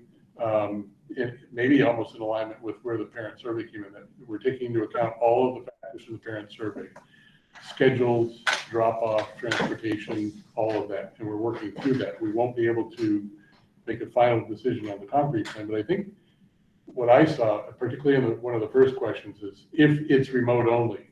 You know, there was a minority, but there were folks who were like, it's either I'm going to, you know, I'm going to do homeschool or private school, or I'm going to do something else. I'm done with, you know, RSU 22 if this is not known. But I think the majority of us are feeling that we're all generally moving in that same direction. We can't please everyone, but that's really what's going to come forth when we vote on the final plan. That's when the details are sufficient to say, you know, this is the real. So what are you saying, Rob, in terms of the meeting though? I think that we could, that can't be the first communication to folks that we're leaning to, because some people are saying, are we going to have school reopen or not, right? Right. I think generally we're saying, if we did a straw poll tonight, that yes, we are having school reopen, but it won't be 100% back to the way it always was. And it won't be 100% remote learning, which is the last experience that everyone had. My recommendation is if we. Go ahead. Was that Marianne? Go ahead. Yeah, I really feel strongly about meeting before anything is implemented. But I would like a little more clarification about what you're thinking that August 10th implementation will be. Well, I'm thinking that on August 10th, we will have revealed what recommendation is coming to you for approval, and there may be some aspects to it that we would start to unfold. For instance, if we know that we're going to be having some aspect of remote learning that we're highly recommending to you, then we would be sure that we're starting to get the professional development moving in that direction so the teachers have a clarity around what they could be preparing for. That's something that's critical in this. If we thought we were moving forward in a certain direction for in-person schooling, we would be making sure that our facilities are starting to shape the classrooms, move the furniture, take care of some of the physical logistics that we could get moving on. Nothing that couldn't be undone if the school board was not to approve the plan, but certainly moving our troops to get rallied. So if you come out on the 7th with your plan, do you envision unveiling that plan on the 7th in a communication, right? Yes. So, and if we had a meeting the next week, I mean, if we had that in a plan, that would give us a few days to mull it over in our head also as board members. And we would come back the next Wednesday and basically ratify that. This would be revealed to the public on the 7th? We have committed that we would reveal what our recommendation is on the 7th. And that would be done by what, an email or? Our communications committee will need to decide how we do that. Certainly allow feedback that we're going to want to receive, right, before we make a final decision. If we roll it out to board first and then public, we're going to have to go back through a second round anyhow with the feedback based on the parent survey. There's a lot of opinion out there, and rightly so. We have to represent. Now, again, I worry about timeline again. Here's a perfect example, though. We've put out a timeline. That's all it was. Sure. So, of course, the timeline is something people count on, so I don't want to take it lightly. But I would also say to you that we have the option of modifying our timeline. And this is exactly the type of tightrope we're walking and we're going to have to live by. I was going to recommend this, that we consider that we have a special meeting on the 5th, not to approve anything, just to hear what we have so far. The plan will come out on the 7th. We can let you know what it's shaping up to be. You can ask us questions. It might make us tweak something before the 7th. We come back on the 12th and ratify. That's what I like. And please Yeah, remember that- I'm good with that. Did I also hear that every Friday you'll be sending to the board along with staff updates on what all the committees are doing so that we'll have a gist of what's going before we even meet? Correct. Starting Friday, this week. I just want to say that even after we ratify something on the 12th, we need to be so flexible because nobody knows. It's going to be day to day. It's not something that the board can say, this is like the way it's going to be and we have to do it that way because we don't even. Ethan Bledger said that the key word for me in this whole thing for everybody is flexibility. Yeah. But I also think expectations, to John's point earlier about what are we going to say when? I do think that there's a difference between a school district that says we will not be returning to class. You will be remote learning. That's a different message than what we're sending, which is we are working on a way to blend in class and remote based on maybe voluntary and personal needs or concerns based on the parent survey, based on that. And that's a positive message, or I should say it's a truthful message to our constituents. It's different from just saying, without any input, we're going to either shut it all down or we're going to just plow ahead like we used to. It's really that the middle ground, which is the toughest ground to follow because you're trying to really satisfy everybody. So we definitely have to be nimble.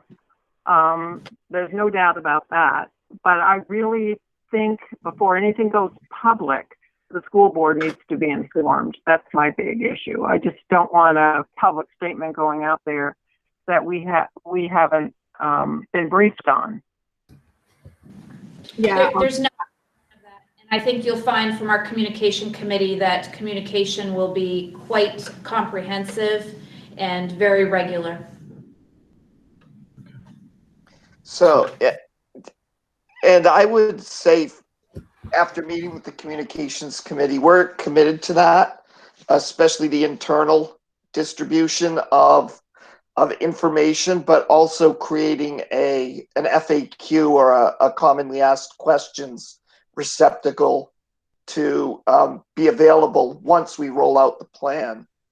And I also ask for patience and diligence from all the stakeholders internally that they don't share the information to the public until it's crafted as Christine mentioned, so that we can have a unified and well-worded public statement.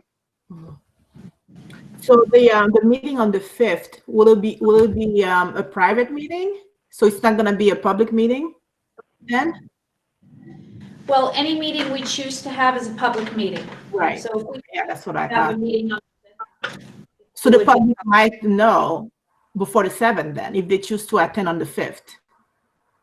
if we go in that direction, yes. The only difference is the board will have the opportunity to discuss at the same time. I mean, I think that we have to plan that if we're going to be a meeting on the 5th, that needs to be when we craft our messaging for the public. I agree. So I think what I'm hearing overwhelmingly is that we want to have a meeting on the 5th, and then we'll come back the following week with another meeting. So the meeting on the 5th will just be that one item agenda. Just that item. Yep. And then we'll come back with a regular meeting on the 12th to discuss that further. So I want to say, if we come on the 5th, I want to honor what we have asked of our membership on our committees, and that is that they give us through the 7th to have their time and their effort towards this. So coming into the 5th, it would be a draft of what we would be formally recommending to you on Friday. And I do think things will change between Wednesday night, the 5th, and Friday morning, the 7th, so. Guess I don't understand why we're doing this, and I'm sorry to be that person. Is it just because we need to know publicly before the community? Because I feel like I'd like to control them, make sure that there's not a lot of gossip and drama online unnecessarily, knowing things will change before Friday. I think that's a fair observation. I will say this, because none of us have experienced the communication levels that we expect to come out from our weekly committee meetings, this notion for the 5th might be a bit escalated. Once you see what we're hoping to have the communications committee push to you, it may give you exactly what you're looking for, and we might be able to evaluate that we have until the 7th to afford extra time. I think as board members too, we need to keep in mind that that meeting on the 5th, because there's so many folks have put so much time into it by that point, that us as board members won't be here to nitpick it. We're going to have, I think we all have opinions of go to school or not go to school, but as to nitpick like the actual things that board has researched, I think would be a hard thing to do as board members. I mean, we all have an opinion, and that's what we're concerned about, but I think we're all headed in the right direction. But I mean, it's up to the group if we want to meet on the 5th, or if we want to just let the committees send out their plan on the 7th. I suppose we can put it to a vote if we get a motion. I mean, the biggest question, What? Go ahead. This is Jane. I just have one comment. If we get the kind of communication that Regan and Christine have been talking about, and what Lester has reinforced, will we need that 5th meeting, that meeting on the 5th? And I think I'm not sure we will, and I don't want to open a can of worms that just does not need to be opened. I kind of feel that same way. You know what I mean? I don't want to start something, and we don't know what the communication will be, and if it will fulfill, and will we be able to ask questions to go back to the committees, and if we can, and I think we certainly can, then maybe we won't need to do something 2 days before it's going to go public, because this is a public meeting. I'm just not sure that's in our best interest. Right, and so Jane, addressing that I'm sure on this Fridays or next Fridays, there's going to be for each committee a group email so that stakeholders and the community can email all of each committee in one email like they would the board of directors. So there is going to be, it is a dialogue that's going to be taking place while this is all going on. Right, so that may actually fulfill the need for a meeting on the 5th. For me, it's not the need for a meeting, it's what does the school board need to approve before something is implemented. So the bottom line question is, does the school board need to approve this? Yes, it does. Sure. Right, Yep. and it does. Isn't that correct, Regan? It will have to approve it. Were you looking for an approval on the 5th for this? No. Because it won't even be finished. Right. To me, if it were a policy, this would be equivalent to the first read, Sure. right? And I think that's what Marianne's looking for. Am I correct, Marianne, that you want the school board to be the first unveiled? And that, to Tanya's point, that's also a public session, so for those interested, but then if we had to nuance anything before that meeting result went out, that would be where any initial wordsmithing or change might occur. To me, the two biggest questions people have right now is, are we going back to school or not in some fashion? And what's the daily schedule going to look like that affects my life next year, right? And we don't have the second question, but the first one's a big one too, with all the universities and schools having either not returning or returning. I think just that, moving that out of the way early as we can is going to allay a lot of fears. And then people are going to have to be patient for the details, because that's what we're all striving to solve. So then I would recommend we that implementation of August 10th change to August 12th. It won't be implemented until the school board approves it. Well, it won't be anyways. I think what Regan was saying is there may be some wheels in motion, but there's not gonna be any money spent, or there won't actually be any action taken until after it's approved, am I right? Correct, but I don't have an issue changing the timeline to show that we're recognizing that the board approval is the true trigger for this plan to take flight. Yeah. Is there a reason why we can't meet on Monday? Or even Friday, the 7th? No. Are we married to Wednesdays or? Run out of here by I saying I can't do Mondays. Mondays won't work for me. But will it work for the majority? I mean, I know our parents are aware that August 7th is the deadline. Yeah, Painfully, they're very much so. I don't know. And Karen, what is your sense though? Is it the sense of remote or back to school, or is it all the details? They want to see the full menu of what it's going to actually map out as, or a little of both? I think it's all of the above, Rob, to be honest.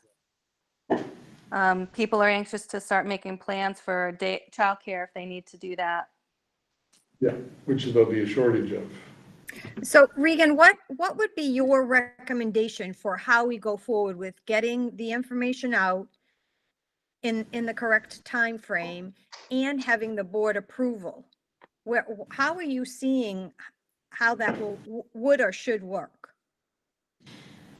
I would like to maximize the time that our committees have to do the work. I think that we express that timeline to them, and it's really important. A day can make a huge difference in this type of decision making. We know that from just watching the news. And so I would ask that we let the committees do their work right up until the 11th hour. We release the plan on the 7th. We let you look at that in a lead up to a board meeting on the 12th. I do think that will give 3 to 4 days of people being able to ask questions, because I am confident that the communication that's going to come to you starting Friday is going to be enough that it will allow you to ask informed, critical questions early and get some feedback before the 5th even arrives. Yeah, I think that sounds great.